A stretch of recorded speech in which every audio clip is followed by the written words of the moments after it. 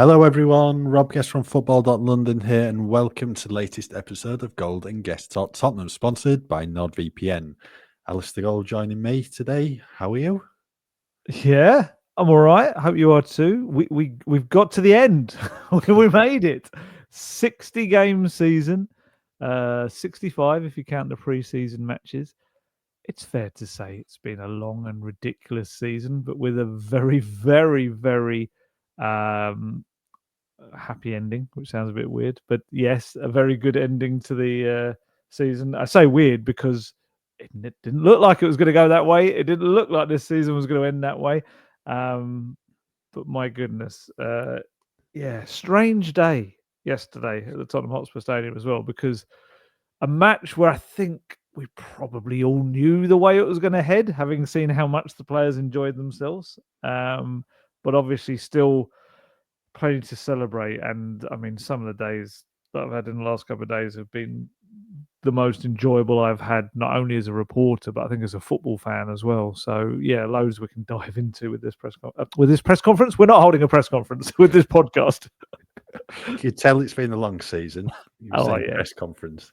It's been a season like no other, really. Just a complete roller coaster of a year for Tottenham, but they've got a trophy. We spoke about that in the last podcast. We're going to touch upon that again. But we've also got to reflect on the 4-1 defeat. We're only going to briefly mention that. We don't need to go into too much detail. I think, as you said, a defeat which probably everyone expected going into the game. I know Daniel Levy put in his message, in his statement in the programme on the club website about hoping to end with a win. But I think 99.9% of Tottenham fans knew which way the game was going to go. And it ended with a 4-1 loss against Brighton. Spurs opening the scoring through Dominic Solanke from the penalty spot in the first half, and then it was 4 goals from Brighton in the second half. Adam Hinchelwood getting 2, Matt O'Reilly, and then I think it was Gomez with goal of the season contender. Maybe a bit too late to win goal of the season, but that was some strike, and we are going to talk about that. But first of all, then, in terms of the team he picked, bit of a surprise. I did predict a team that I got 6 out of 11 right. Okay. It could have gone anyway, this team, but I was surprised that the likes of Vicario, Van der Ven, Solanke, Doggy, Bentancur were in the team, and especially as well Brennan Johnson, given what he looked like on Friday at the trophy parade.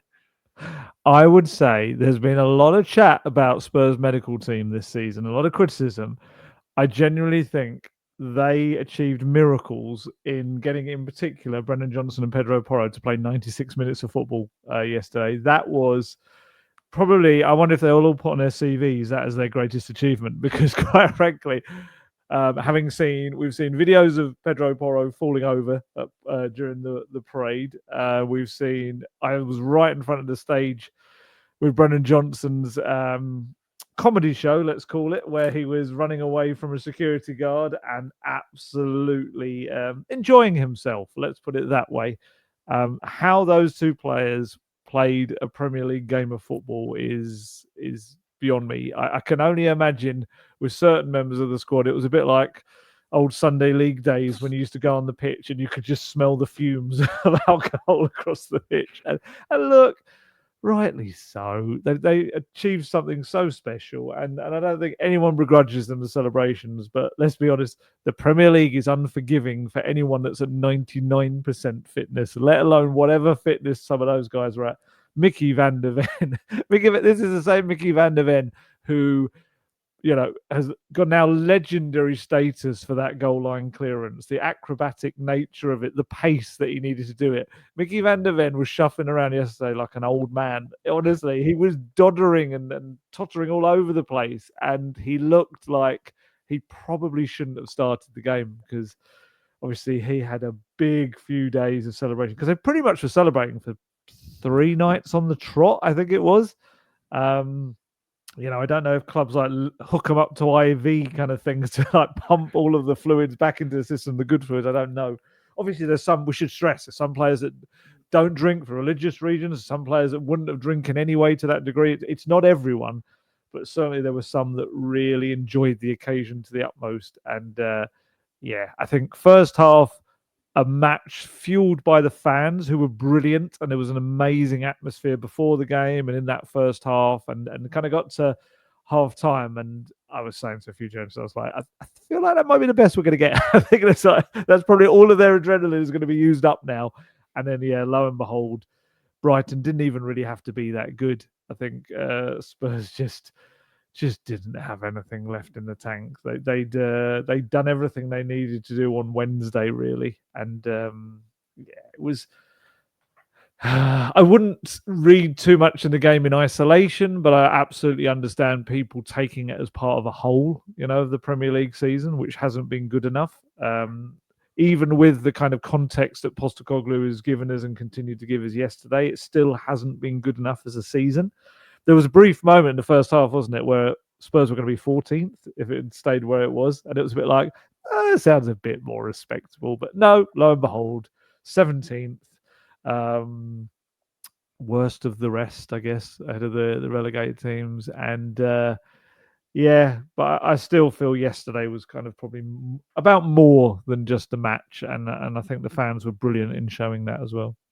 Yeah, a couple of poor goals to concede, notably the one from Jack Hinchelwood just after the break, ball just falling kindly to him in the area. Second one, no one around him really, back heel into the net, neat finish, and then a goal from the penalty spot from Matt O'Reilly. He took that well, but I think it was Yves Bissouma who gave it away. He's given quite a few away, hasn't he? He was. It was in his defence. He was trying to cover for an absolutely horrendous left side of the pitch where I think it was Destiny Doggy had run up the pitch, played a rubbish ball to Jed Spence, then looked like he pulled some kind of muscle, Destiny, and kind of got stuck up the pitch. Jed could not be bothered to run back, and that left Bissouma to try and cover and tackle, and rather than trying to marshal him away, he slid in, and it was, like you say, we've seen that tackle before from Yves Bissouma, and it was always going to result in a penalty. Yeah, and then the fourth goal from Gomez, absolutely outrageous finish that. Some strike flew into the corner, gave Guglielmo Vicario no chance, and I know you mentioned that it produced this incredible reaction inside the Tottenham Hotspur Stadium, similar to when they played Chelsea in Ange's first season at the club. Yeah, very much so. Like I said, Spurs were really knackered and sloppy in that second half. The two Hinchelwood goals were both just giving him the ball in the box, both of them. The penalty was just kind of trying to make up for a daft mistake, and then, like you say, Gomez goal was an absolute cracker. There's nothing, you don't save those. I feel like Brighton have done a few of those against Spurs in recent years. Estepinen. Yes, and I feel like there was another one as well, but. Yeah. So what happened, if you weren't aware, anyone that wasn't there or hadn't seen what's kind of came out on social media, as soon as that ball hit the back of the net, as the Brighton fans were about to start celebrating, the entire Tottenham Hotspur Stadium, I think it was 61,449, all just started booming out when the Spurs go marching in. And it was one of those kind of little bit of a goosebumps moment. It was just like an awareness within the ground that this week has not been about the Brighton match. It was never about that. This was almost like a bit of an after Lord's Mayor show party kind of thing. We've seen so many of those over the years when teams play a game after they've just won a trophy, and they're normally pretty pants from the team that's just won something. And I think they were just aware, like they were almost saying to the players, "Don't worry. Don't worry, honestly. You've made us proud in the final. You've given us something we'll never ever forget. We know that's what we're going to sing about here." And I actually asked Ange about it afterwards. I think he was so shattered and knackered. I don't think he understood my question. I've kind of looked back at the answer as well, and I still think he just thought I was talking in general about the fans, whereas I was trying to say, that was just one of those kind of magic moments where the fans just got it. They really did get it. And there was no anger. There was no, right, this is a disgrace, kind of thing, losing your last home game. It was just purely like, yeah, you've given us something special. You've given us memories. I mean, I've now got songs that are stuck in my head, chants and various songs. A Shakira Waka Waka song, which I quite liked at the time in the World Cup, now is just a permanent part of my brain. I can't stop singing it around the house and changing the words to Bilbao. And how does that go? I'm not going to sing the Waka Waka song for you, but it is definitely there. And I was at a wedding actually on Saturday, which is why you very kindly went to the press conference, and they played Freed from Desire, which obviously has become a big thing for Spurs fans after win. And at the wedding, there were loads of Spurs fans, and just suddenly everyone started bouncing in this kind of marquee to it. And it's just moments like that. And, Johnson again, Mickey van der Ven would just... That's what everyone's taking away from this season. There's players there who, Brennan Johnson, at the start of the season, with everything he was getting from the fans, he's now written his name in the history of the club. And I love the fact that it's just become Brennan Johnson's goal.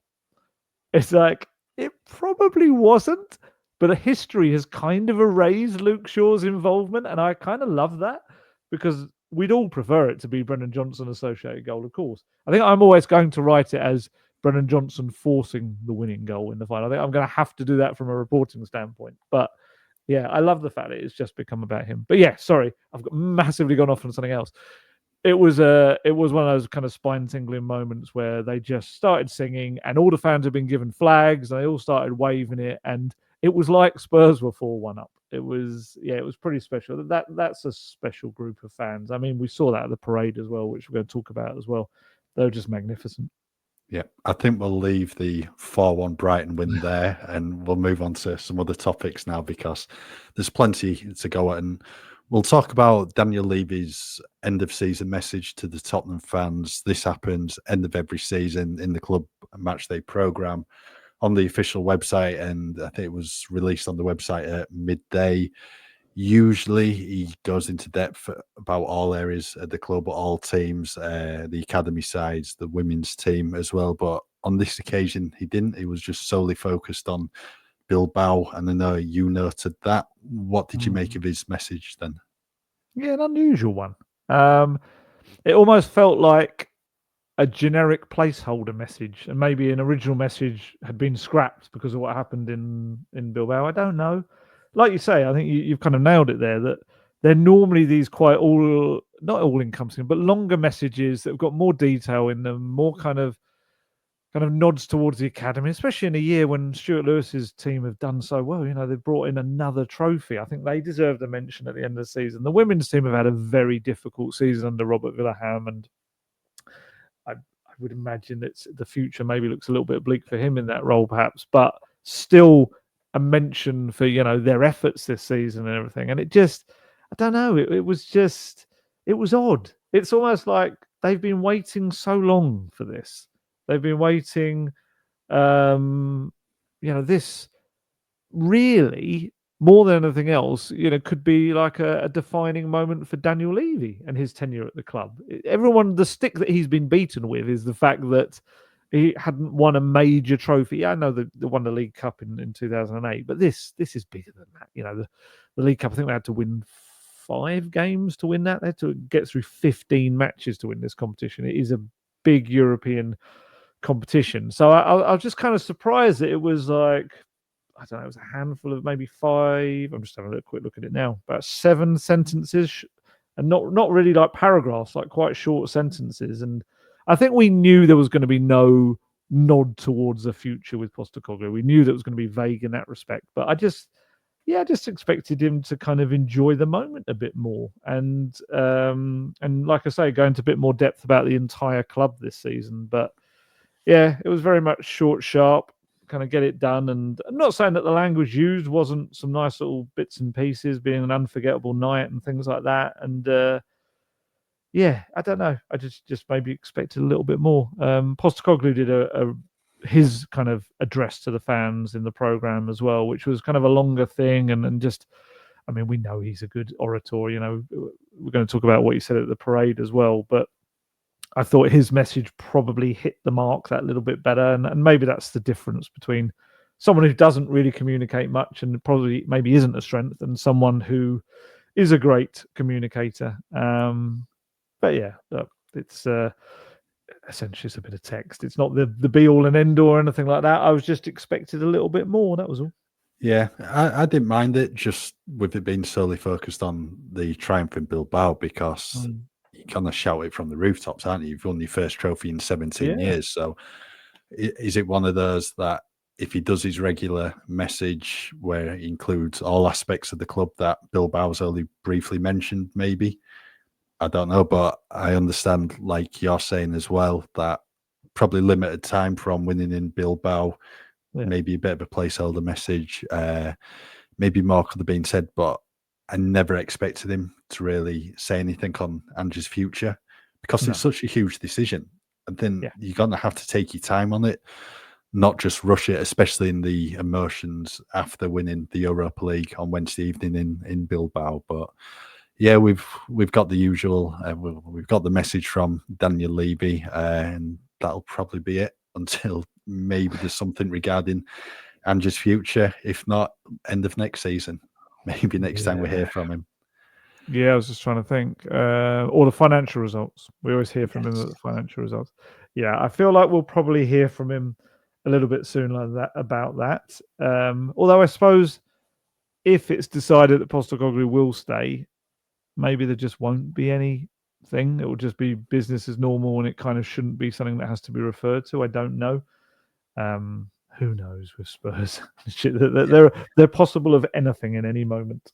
Yeah, I think Tottenham fans and probably everyone will just want a yes or no answer, really, just because then that'll exactly, clarity, just to stop all this talk. But I think from the scenes at the parade, the scenes yesterday, the large majority of Tottenham fans want Ange to keep his job.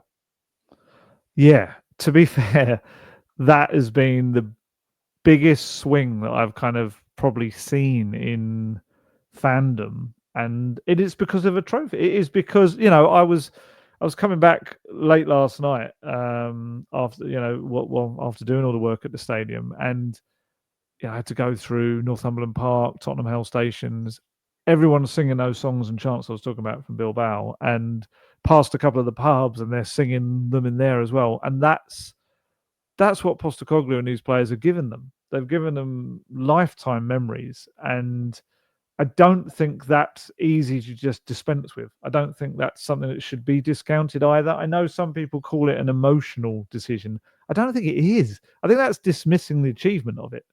You know, he's brought something that so few managers in the history of Spurs have managed. I mean, he's only the third manager to win a European competition at Spurs.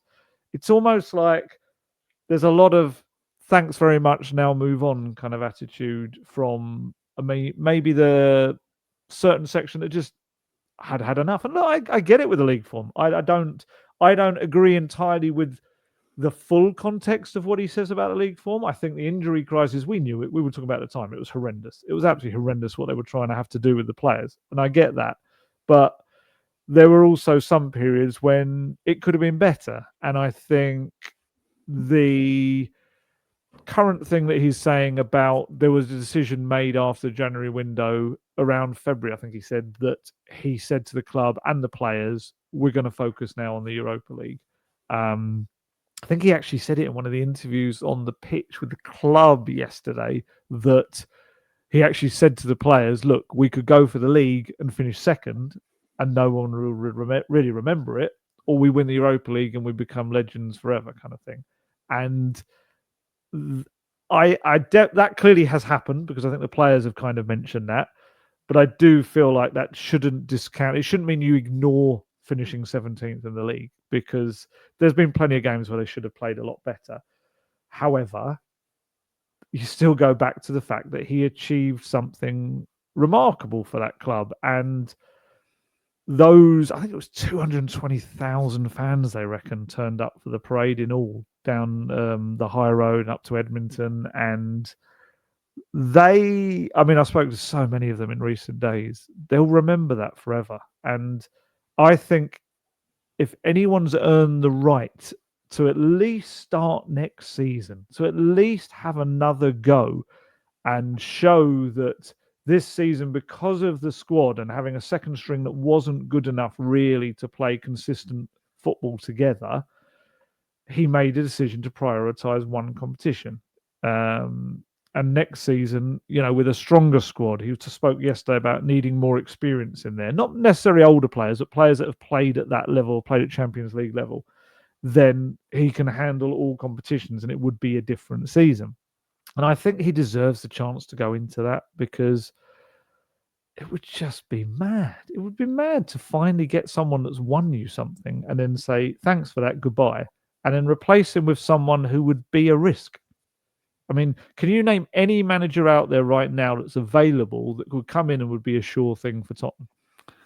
That's what I was just going to say. There's no real standout candidates when it comes to the Tottenham job. There's been a lot of talk of Irola at Bournemouth, Glasner at Palace. Glasner at Palace, surely he wants to stay there now. He's got Crystal Palace into the Europa League by winning the FA Cup. Surely he wants to continue on that journey. Marco Silva at Fulham, Thomas Frank at Brentford, the Ajax manager who's been sacked. That would be the most Tottenham appointment of all time, wouldn't it? Getting rid of a manager who's won the Europa League and bringing someone in who's basically thrown away the Eredivisie title to PSV. Yeah. And all those managers you just mentioned, the Premier League ones, when they like 9th, 10th, 11th, 12th in the table or something, it's like it's still a risk. It's mad. What I was also going to say on that, I mentioned it on the last podcast, that Tottenham squad absolutely adores Ange. I mean, you could see that after what Ange said on Friday at the parade, and he shares this massive hug with Cristian Romero. Yeah. Look at all the players cheering when he says that line about season 3 is better than season 2. Right. So if Ange gets the bullet, what does that then do to the Tottenham changing room? Yeah. It potentially, the new manager has lost even before he steps in the door. Yeah. Because players will be like, well, we want Ange. Ange deserves to be here. And then give it 3-4 months down the line, you may be looking for a new manager. I think that's been underestimated. I think you're spot on. I think people have underestimated the players' views towards Ange. And when I talk about the fans having these memories that will last them a lifetime, it's what he's done for the players. Yeah. He's given them medals around their necks. I mean, you saw at the full-time whistle in Bilbao, like Maddison just cried his eyes out as soon as that full-time whistle. It means so much. Sonny, Romero's won World Cups and Copa Americas, the Finalissimo. He's won that as well. And here he is he was weeping and everything over something that will last with them forever. And they're all so excited, I think, about the Champions League next season. They've got a Super Cup coming up in August, which is ridiculous. Spurs could quite feasibly, they're a game away from being crowned the best team in Europe, which is just madness. So, yeah, I do think people kind of underestimating the player element to it. Yeah, he was just trying to remind me of Romero. I hope his toe's better. I really do. I saw him taking, I think, a lot of medicine for his toe during the parade. So I'm hoping that that's got it on its way back to recovery. Although, to be fair, Postecoglou did say he's been playing with that toe injury in the games where he's been really good, including the final. They do adore him. And, we probably should mention that sign-off line at the parade, which... Again, I got kind of pushed into the swarm of fans. I was standing just by the side of the stadium for hours thinking, okay, this is a reasonable spot for when the bus comes. And it was quite good. But then they took some of the barriers down and just the fans went whoosh in this big sea of people. And I kind of got carried along in the middle of that. Not literally, I wasn't crowd surfing. I just had nowhere else to go.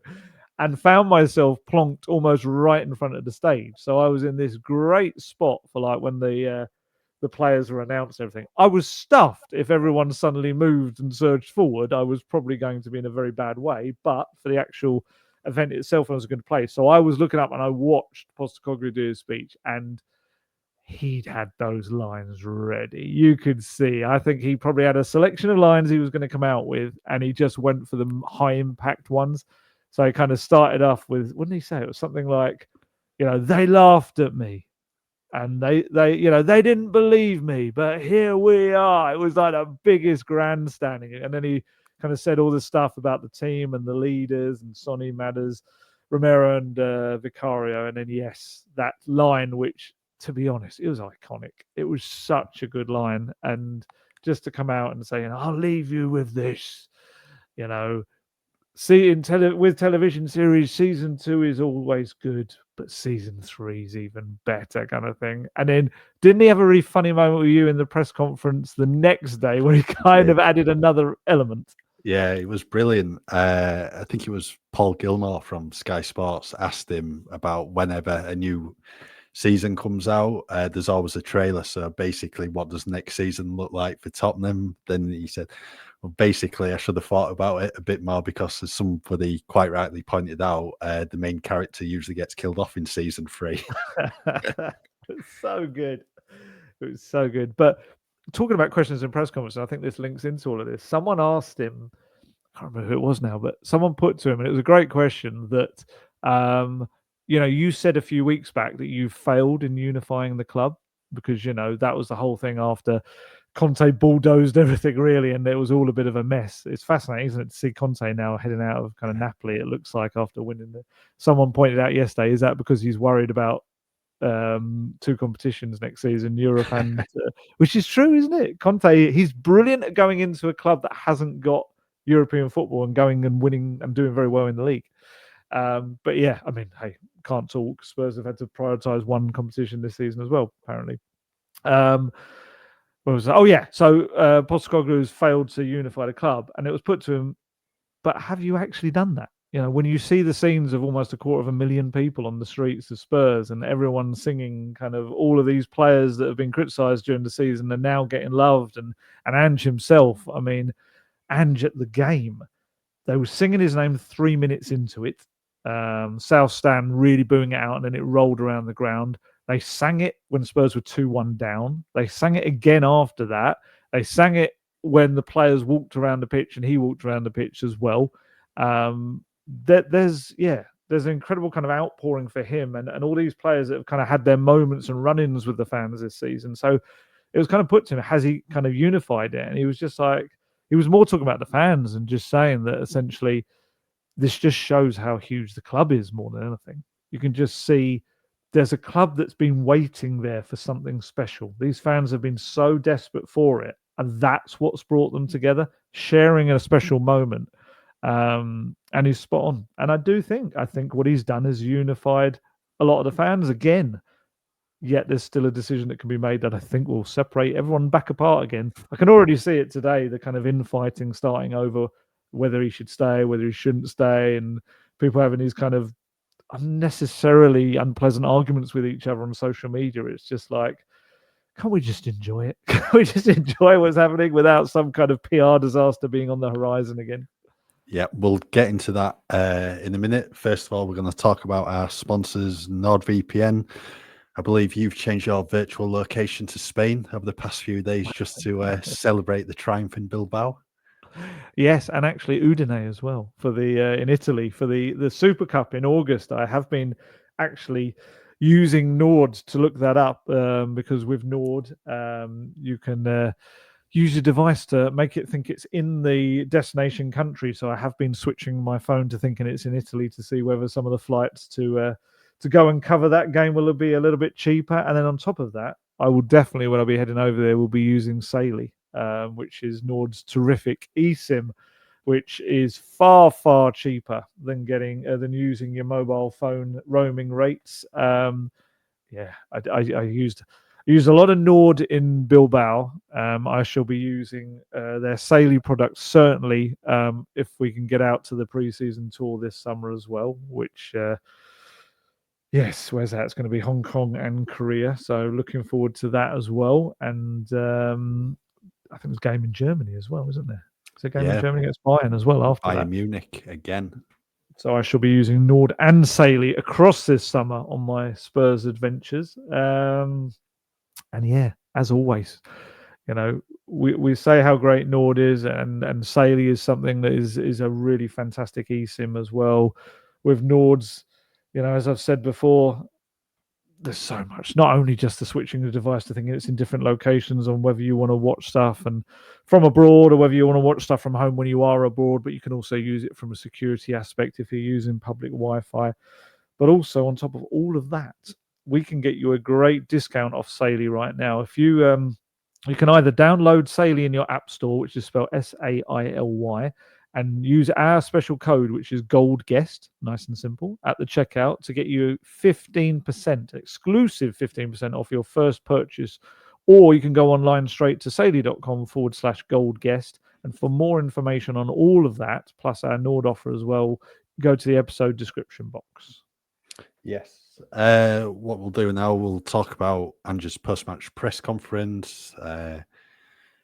Quite a long one as well. Was it about 15 minutes yesterday? Just under, yeah. Makes a bit of a change. A number of questions to Ange, most notably about his future. Fair to say that's a question he cannot answer, and he made that perfectly clear. Yeah, he was quite passionate about that sort of stuff. He was good on that. He was tired. You could tell as soon as he came in. I think he's ready for a break. I think he's kind of held everything together as long as he can. And obviously, he will enjoy the celebrations as well in recent days. And I think he is absolutely ready to head off to, I presume it will be Greece. He normally heads off to Greece, doesn't he, in the summer? And yeah, it was a good press conference, to be honest. There was a lot of elements to it.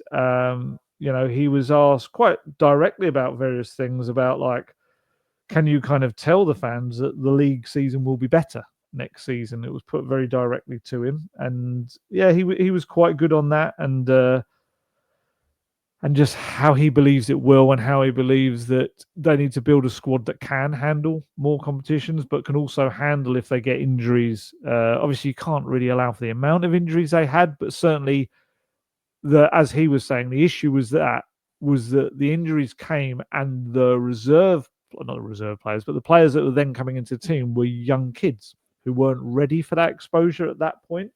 We know that eventually it was the making of players like Lucas Berval and actually Archie Gray. I should say, if we're going to say anything about yesterday's match, I thought there was some quite nice little moments for Archie Gray.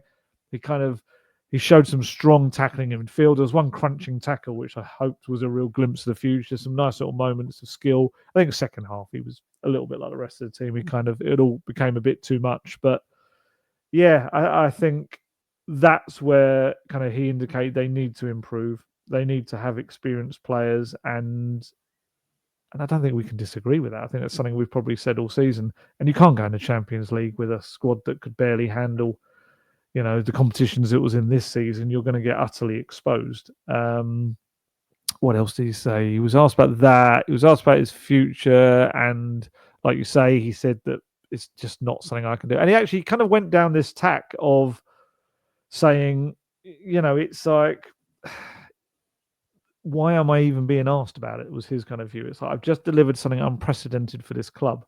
Would anyone else kind of have that?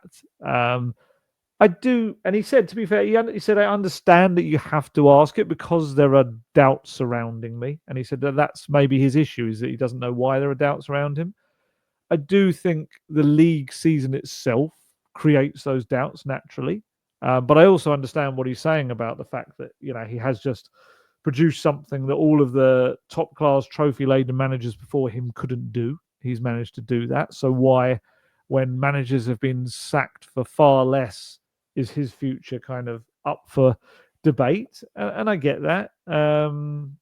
But it's just the way of football. And the Tottenham wheel of change, which spins every 2 years, 18 months to 2 years or so, it's just going to naturally happen. They kind of get itchy trigger fingered, as Daniel Levy, and this kind of happens. And just ask you straight off, what do you think should happen?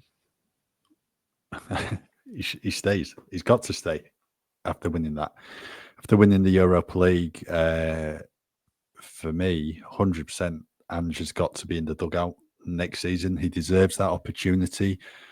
He's mentioned before about learning lessons from this season, which I think will help Tottenham going into next campaign, especially in terms of rotating the squad. I think you'll see a bit more of that because, again, this next season is going to be like this season. You're going to have 8 league phase matches in the Champions League, Carabao Cup, FA Cup on top of that. And I think, did he mention previously about learning lessons from pre-season as well, and some of the players who maybe like Destiny Udogie, who came back into it a bit too soon in terms of the league, rather than taking the time with them. I think tactically he's also learned about the Premier League a little bit, and we've seen that. There's definitely been this plan B has been used a lot more. Yeah, and I think you can see from those European away games, Eintracht Frankfurt, Bodo, United in the final, where they've managed it really well, and I think Tottenham fans will want to see that replicated in the Premier League rather than, just the gung-ho attacking style at times when they are on top of the game. 100% for me. Ange needs to be in the job. The players clearly want him to carry on. I just fear which way it'll go if they do part ways with him. I think it'll certainly divide the fan base, which has been unified because of this triumph in the Europa League. And like you said a few minutes ago, who'd you bring in? There's no standout candidate. And I think if someone else comes in, they've probably lost the changing room straight away.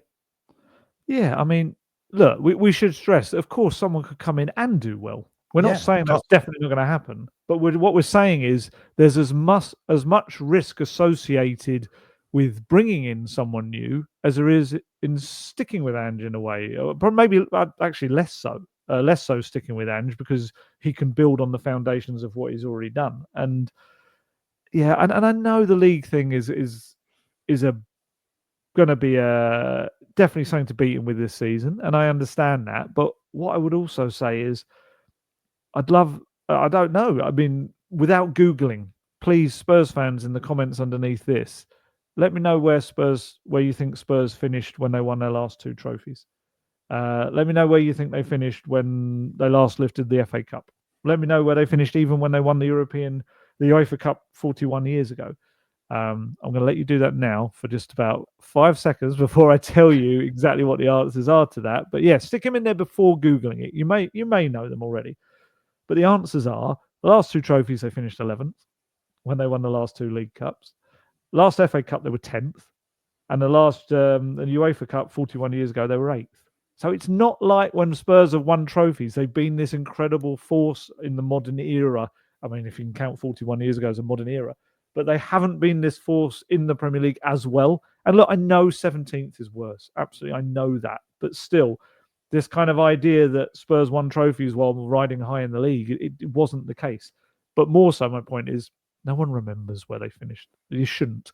You shouldn't be commenting underneath saying, oh, they finished 11th. I know that. Because it doesn't matter. No one cared. Everyone cared about those trophies. And that's really should be the kind of defining thing from this season for me. And look, it was a big gamble from Postecoglou. This kind of, I'm going to put all my eggs into one basket. 100% it was. But he knew that if that gamble paid off, he could go to the club and essentially, if this was a job appraisal, he could go in and say, look, I lost Harry Kane, your greatest ever goal scorer kind of thing. The man who, as he said in the press conference yesterday, he guaranteed you European football, just having Harry Kane and his goals and assists in the team. So I lost him. First season, I finished 5th. I improved as in the league position.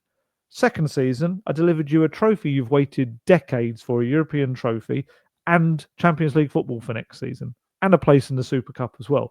I'm sorry, but if that's a job appraisal, and you've got improvement in the league first season, second season trophy, Champions League qualification, it doesn't matter what route you got to it. He probably ticked all of the boxes of targets.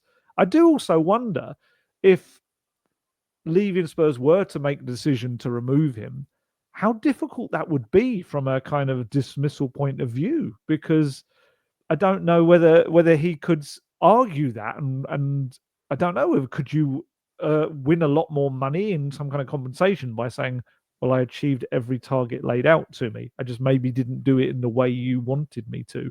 I think that's kind of fascinating, that aspect of it as well. And he said in his interview with the BBC after the game, anyone at the start of the season inside the club, if he'd had offered them a trophy and Champions League qualification, they would have grabbed his hand at that moment and snatched it away from him.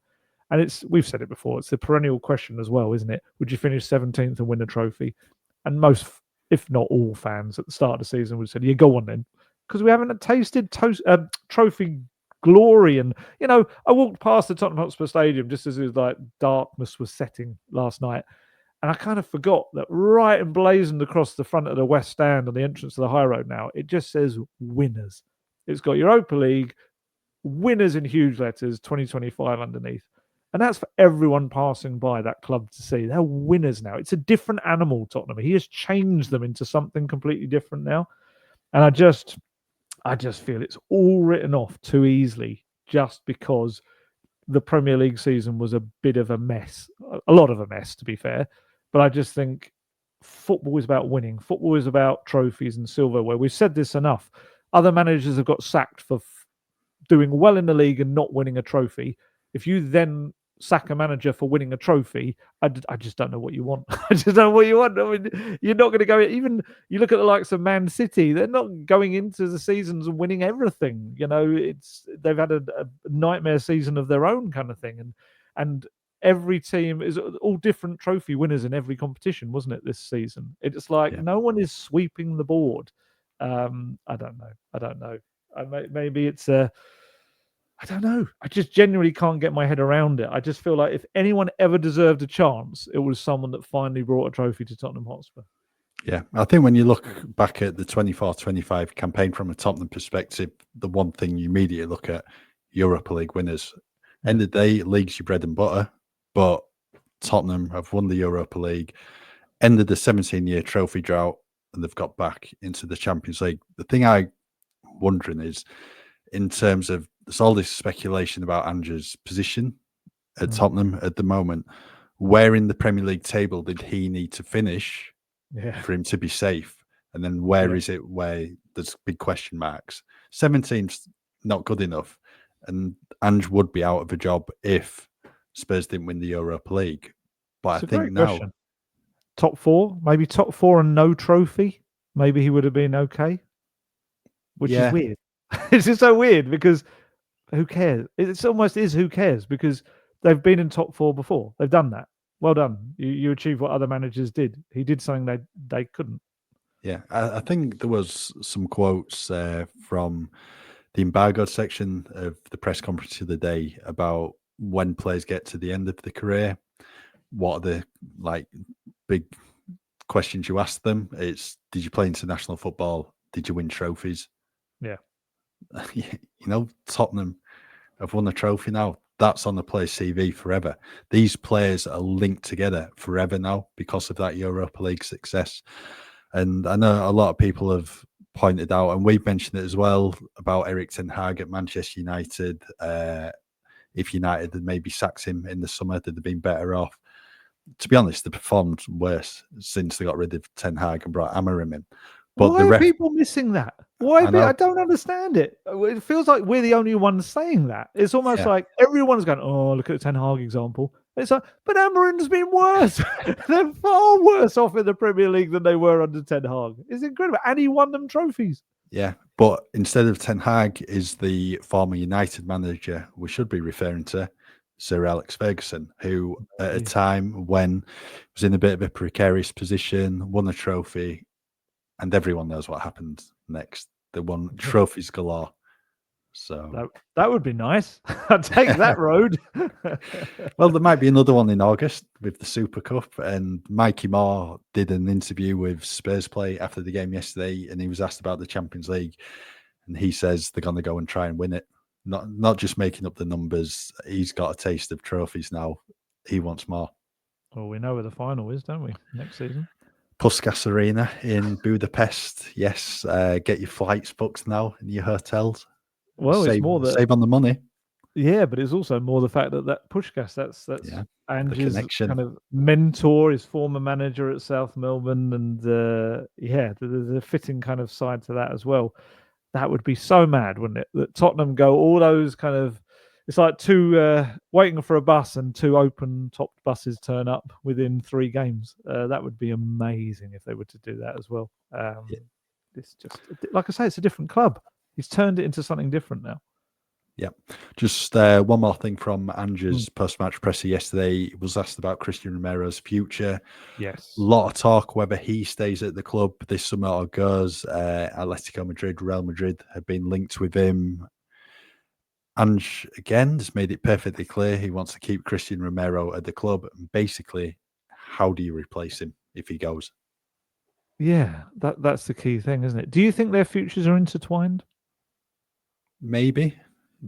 I mean, we've talked before on the podcast about Romero's future, and I think I always said like this summer was probably the natural point for both clubs to go their separate ways. But there's now winning the trophy. He's going to be playing Champions League football next season.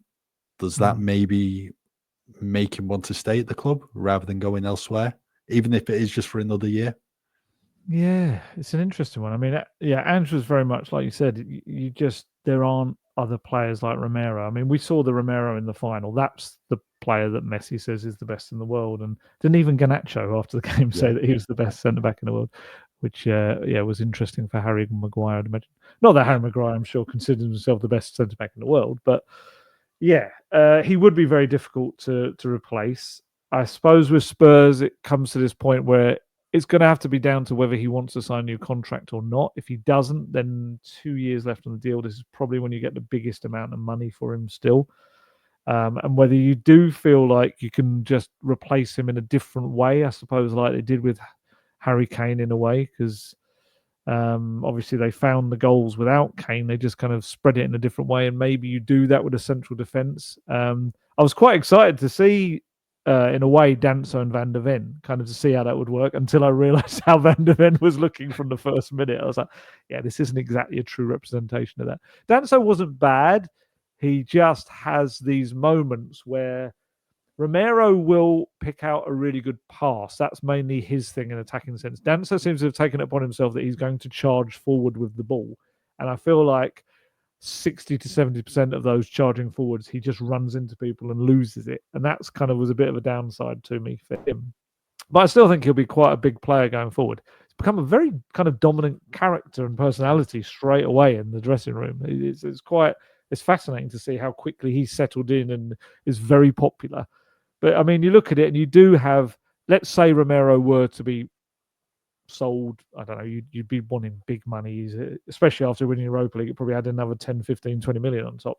I suppose you've still got Van der Ven, Danso, Vuskovic coming in as well. I don't know about Ben Davies. I can't decide. I feel like it's all gone very quiet about that option on his contract and whether you would take that or not, or whether he would choose to not, because I'm sure they would probably do what he wanted in that respect, in terms of if they wanted to take it up, but he said, look, I want to head off now and play some regular football, maybe he doesn't. I mean, like I say, Vuskovic coming in, Ashley Phillips probably doesn't get a look in under Ange, maybe, but maybe if there were a change there, maybe he would. I feel like I've missed out someone really obvious. Who have I missed out? A centre back?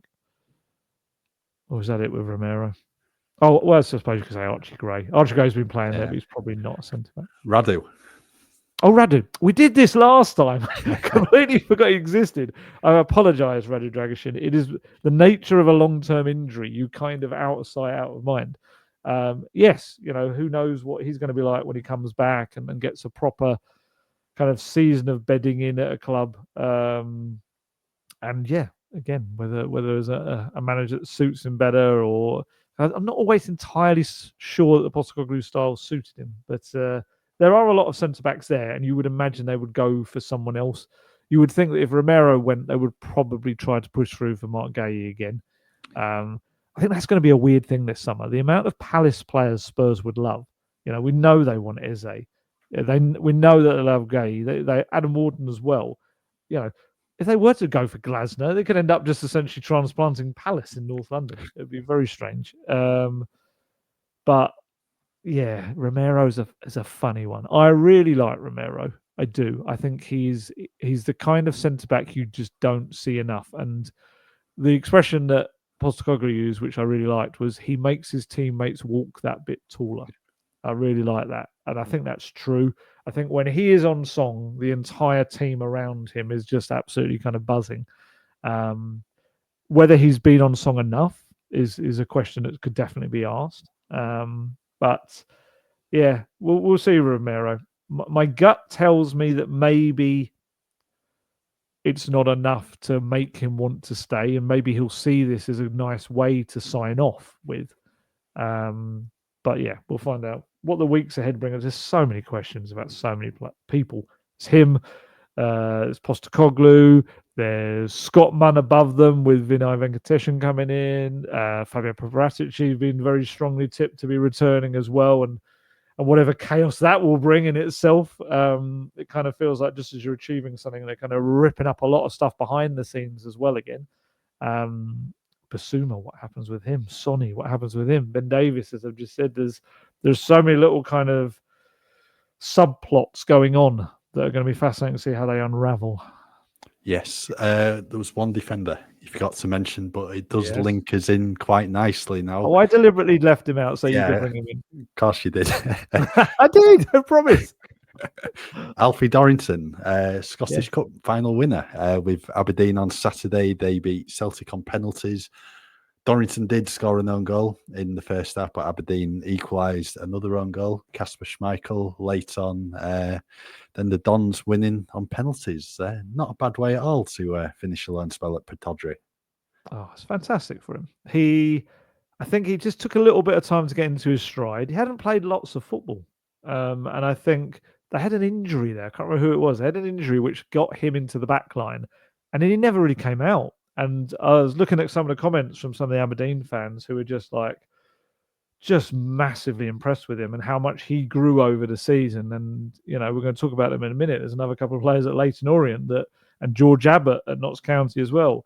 You cannot underestimate how much a season away, getting different voices in your head, different learning, different experiences can kind of develop you 100-fold compared to playing academy football. It really is such a different thing. And I think for Alfie Dorrington, absolutely, he could come back and could really impress everyone. He could be a different kind of player, and it toughens you up, I think, playing that kind of football.